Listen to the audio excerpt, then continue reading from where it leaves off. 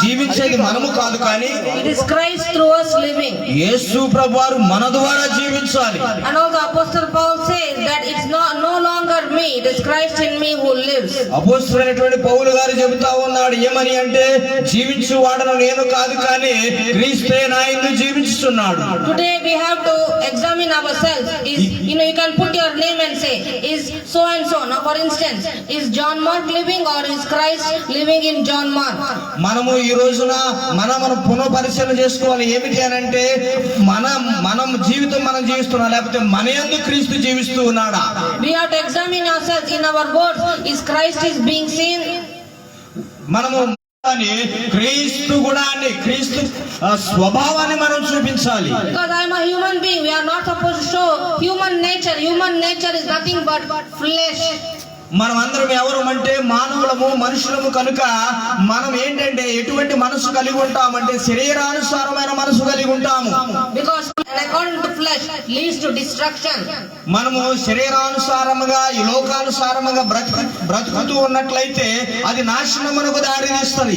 Everybody when they take baptism in the name of Father, Son and the Holy Spirit, ఎవరైతే యేసు ప్రభు నామములో పరిశుద్ధాత్మ నామములో తండ్రి అయిన దేవుని నామములో బాప్తిసం తీసుకున్నారో whenever they take that, it is not a normal thing. అది బాప్తిసం తీసుకునేది ఒక సాధారణమైనటువంటి కార్యక్రమం కాదు కానీ in the eyes of men it looks like somebody is being immersed and they are coming out. మానవుల యొక్క కనులలో మానవుల యొక్క చూపులలో నీటిలో ముంచి బయటికి తీసినట్లు కనిపించవచ్చు కానీ But there is a one important thing that takes place when that happens. ఎప్పుడైతే ఆ బాప్తిస కార్యక్రమం ఒక ముఖ్యమైనటువంటి కార్యం ఉంది. The day your eyes are in covenant with God. నీ దేవునితో నీ యొక్క కనులు నిబంధన చేసుకుని అదేమిటంటే దేవునితో గడపాలి అని. Which means you are not supposed to see the things which are not supposed to see. So మనము ఏదైతే చూడాలో వాటిని చూడకుండా మనం ఏదైతే క్రీస్తునందు చూడాలో వాటిని చూడాలి. You are not supposed to listen to the things of the world that doesn't please God. So మనము వినకూడనివే విన్నామనుకో అది దేవుని సంతోషపరచవు.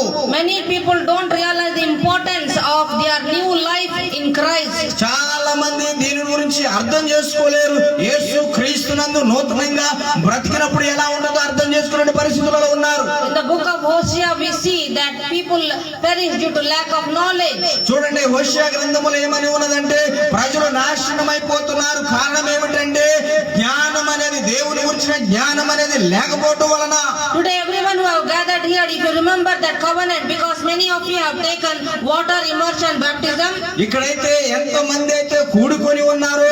మనం ఒక నిబంధన చేసుకుని ఉన్నాము. మనమందరం కూడా బాప్తిసం తీసుకున్న వారం కదా. But you are living it as your old life. You are baptized, yes, but you are living a old life. బాప్తిసం తీసుకున్నావు కానీ మనం ఎలా జీవిస్తున్నాము అంటే పాత జీవితాన్నే జీవిస్తున్నాము. Same words which you are speaking, the same kind of language. మనం బాప్తిసం తీసుకున్నా కూడా మనం ఏం మాట్లాడుతున్నాం ఇంతకు ముందు ఎలాగా ఉన్నామో ఇప్పుడు కూడా అదే మాటలు మాట్లాడుతా ఉన్నాము. No patience, ఓపిక లేదు.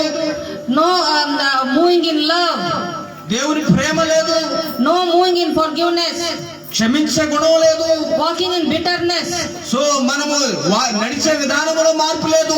All the old self is there, but we are baptized.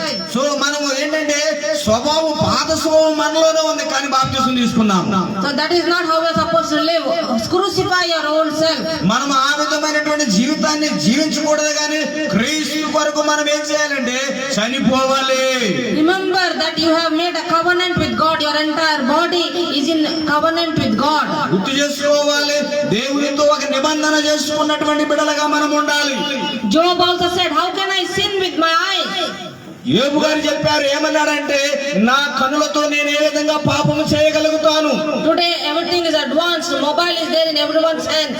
చూడండి ఈ దినాలలో ఎలా ఉన్నది అని అంటే ప్రతి ఒక్కటి మొబైల్స్ ఫోన్లు అనేవి చాలా మన జీవితాలు పాడు చేస్తా ఉన్నాయి. Obscene things can come very easily. You have to skip and you have to not look those things. So మనకు వచ్చేటువంటి పనికిరాని వాటన్నిటిని ఏం చేయాలంటే చూడకుండా వాటిని వదిలివేయాలి. వాటి జోలికి వెళ్ళకూడదు.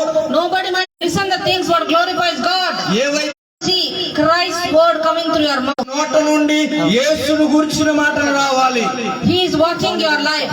దేవుడు మీ బ్రతుకులను మీ జీవితాలను చూస్తా ఉన్నాడు. When you have that revelation that God is watching me, you will walk in the faithfulness and integrity. So మీకు అర్థం కావాలి, దేవుడు నిన్ను చూస్తా ఉన్నాడు అని, దేవుడు నీ యథార్థతను చూస్తున్నాడనే విషయాన్ని మీకు అర్థం కావాలి.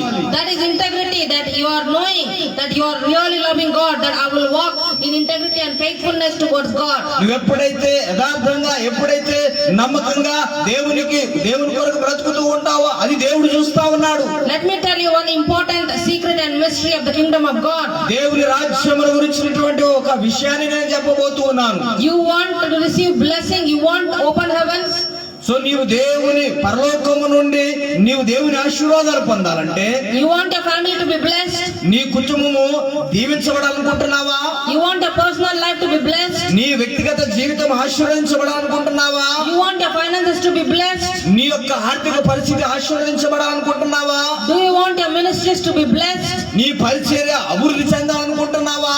Do you want your church, the souls to be multiplied? నీ యొక్క సంఘము నానాటికి రోజు రోజుకి ఆ ఆత్మలు పెరగాలనుకుంటున్నావా? Show Jesus to Father because He is watching you. So నీవు క్రీస్తుకి నీవు నీ జీవితాన్ని చూపిస్తున్నట్లయితే యేసు ప్రభు వారి ద్వారా ఆ తండ్రి అయిన దేవునికి అది అర్థమవుతోంది. You have to show Jesus because God is watching. When He sees Jesus in you, more and more Jesus is being magnified through your spirit, body, soul, words, actions, behavior.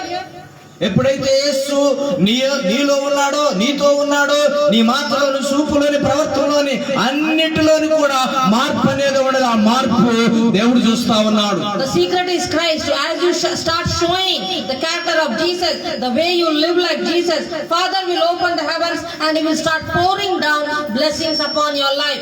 రహస్యం ఏమిటి అంటే, ఎప్పుడైతే యేసు నీలో ఉన్నాడో, నీ ఆలోచనలో, నీ మనసులో, నీ చూపులో అంతా కూడా మార్పు వస్తుంది. ఎప్పుడైతే మార్పు వస్తుందో నీవు, నీ కుటుంబం అంతా కూడా దీవించబడుతుంది. You also see in all through the Bible from Genesis to Revelation. ఎప్పుడైతే నీవు ఆదికాండము నుండి ప్రకటన గ్రంథం వరకు చూసావో